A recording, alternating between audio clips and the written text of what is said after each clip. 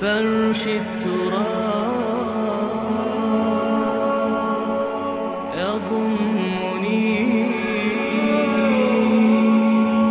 وهو غطاء. تو یہ اب معاملہ آ گیا وطن کو چھوڑنے کا، لہذا ہجرت کی. اب ان قال انی ذاہب الی ربی سیہدین. ٹھیک ہے، تم لوگوں کا حال یہ ہے، میں نے تمہیں ہر طرح سمجھایا، نرم بھی سمجھایا، گرم بھی سمجھایا، تمہارے اوپر ہتھوڑے بھی برسائے اور پھول بھی برسائے، تم کسی طرح ماننے والے نہیں ہو. اب تم میری جان کے دشمن بن گئے ہو تو ٹھیک ہے، پھر میں جاتا ہوں. انی ذاہب الی ربی سیہدین رب ہب لی من الصالحین. ایک دعا اور نکل آئی اس وقت سے، اے اللہ مجھے صالح اولاد عطا فرما.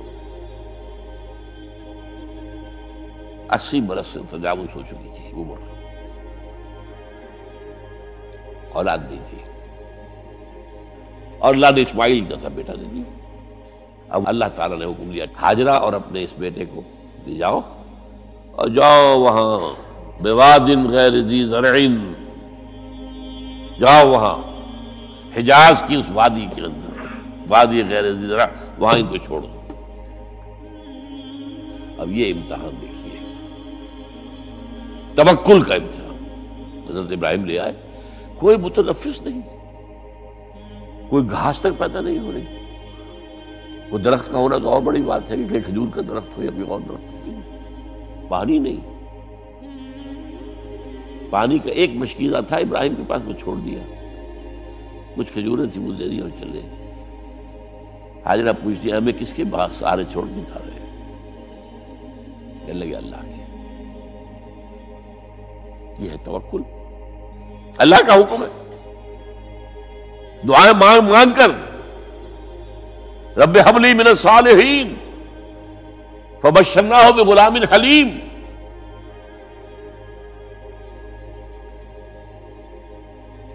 اب وہ بچہ آتے رہتے تھے، چکر لگاتے تھے.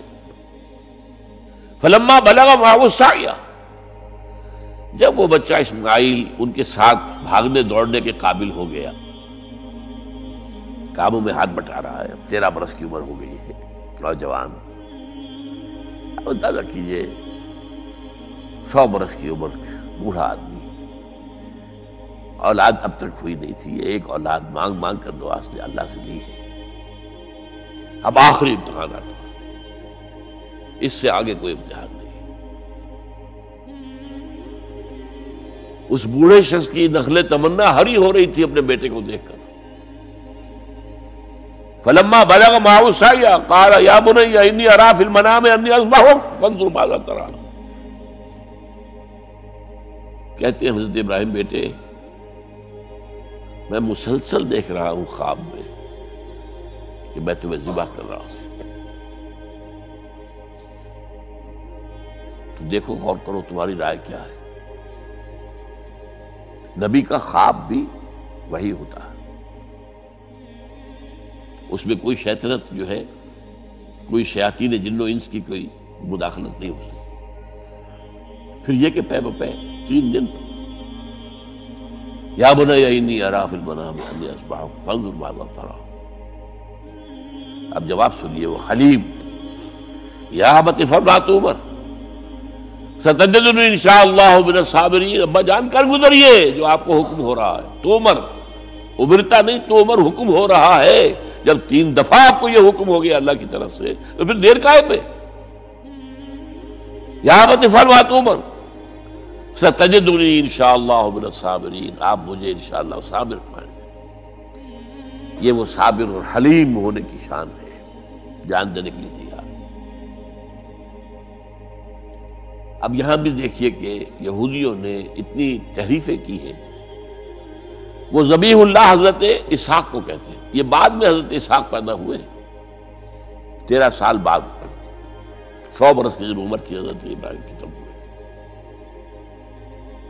اب وہ کہتے ہیں کہ ذبیح اللہ جو ہے وہ اسحاق ہے، اسماعیل تھے. مروہ پہاڑی، جو مروہ اور یہ موریا، وہاں پر بھی انہوں نے ایک پہاڑی کا نام رکھ دیا مروہ. وہ کہتے ہیں یہاں پر اسحاق کو ابراہیم نے ذبح کرنے کی کوشش کی. سب بکواس. ایک بڑی عمدہ کتاب مولانا فراہی رحمۃ اللہ علیہ کی تھی، عربی، پھر اس کا ترجمہ ہوا، الرأی الصحیح فی من هو الذبیح، عربی میں کتاب تھی کہ ذبیح کون تھا، اسماعیل یا اسحاق، اس کے بارے میں صحیح رائے کیا ہے، یہ اس کتاب کا موضوع ہے۔ تو انہوں نے تورات کے حوالے سے ثابت کیا ہے۔ اصل میں ہوتا کیا ہے، چور لاکھ چیزیں چھپا بھی جائے اپنی تو کہیں نہ کہیں کلو چھوڑ جاتا ہے، آخر تفتیش ہوتی ہے، پولیس والے بھی جانتے ہیں کہیں نہ کہیں سے کوئی نہ کوئی کلو جو ہے، اب ساری چیزوں کو سمیٹنا مشکل ہوتا ہے اس کے لیے، تو اس کے اندر وہاں کلو موجود ہے، اسحاق اس کے اندر تورات کے اندر جس سے ثابت ہوتا ہے، انہوں نے ثابت کیا۔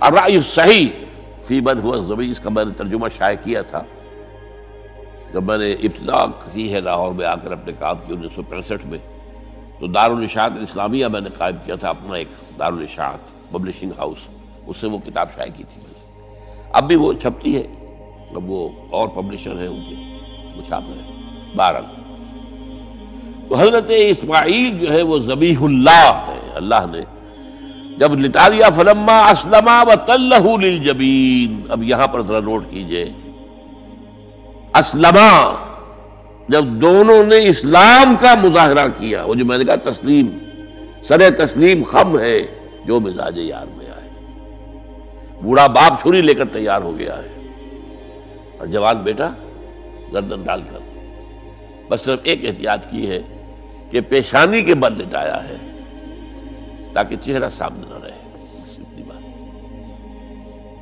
چھری چلاتے ہوئے چہرہ اوندا بولتا اللہ للجبین، پیشانی کے بل انہوں نے لٹا دیا اور پھر چھری چلائی، لیکن اللہ نے پکار کر کہا، یا ابراہیم قد صدقت الرؤیا انا کذالک نجزی المحسنین، اے ابراہیم بس تم نے اپنا خواب پورا کر دیا۔ میں نے آج سے بہت پہلے مضمون لکھا تھا اس پر، تو میں نے کہا تھا جس کا امتحان لیا جا رہا تھا وہ فیل نہیں ہوا، ممتحن کو بس کرنی پڑی ہے، اللہ کو بس بس بس، ان ھذا لھو البلاء المبین، اے ابراہیم واقعتاً یہ بہت بڑی آزمائش تھی، اس میں تم پورے اتر گئے ہو۔ یہ میں نے آپ کے سامنے زندگی کا جو پورا ایک نقشہ ہے ابراہیم کا، ہر قدم پر امتحان، ہر قدم پر امتحان، ایک سے ایک کڑا امتحان، ایک سے ایک بڑا امتحان، اور آخری امتحان یہ تھا، ان ھذا لھو البلاء المبین۔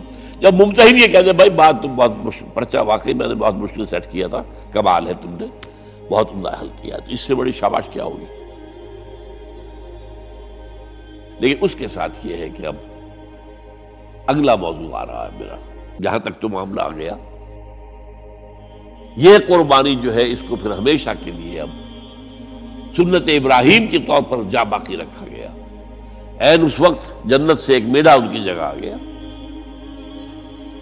حضرت اسماعیل کو کوئی قدر نہیں پہنچی، کچھ بھی نہیں، میڈا ذبح ہو گیا، اور وہ قربانی ہے جو آج پوری دنیا میں اس وقت سے لے کر ترکنا علیہ فی الآخرین، ہم نے اس کی یہ یاد ہے، یہ قربانیاں جو آپ دیں گے یہ کیا ہے؟ حضور سے پوچھا گیا ما ھذی الاضاحی یا رسول اللہ، اے اللہ کے رسول یہ اضاحی کیا ہے، یہ کیا ہے، یہ جو ہم قربانیاں دیتے ہیں کیا ہے؟ قال سنت ابیکم ابراہیم، یہ تمہارے باپ ابراہیم کی سنت ہے، اس کو زندہ رکھا ہے اللہ نے، ان کی اس امتحان کی کامیابی کو، اس کا جشن منایا جا رہا ہے، ہر سال لاکھوں کا، کروڑوں جانور جو ہے اللہ کے نام پر ذبح ہو رہے ہیں، یہ وہ اسماعیل کی قربانی کا جو ہے یہ جشن ہے جو منایا جا رہا ہے۔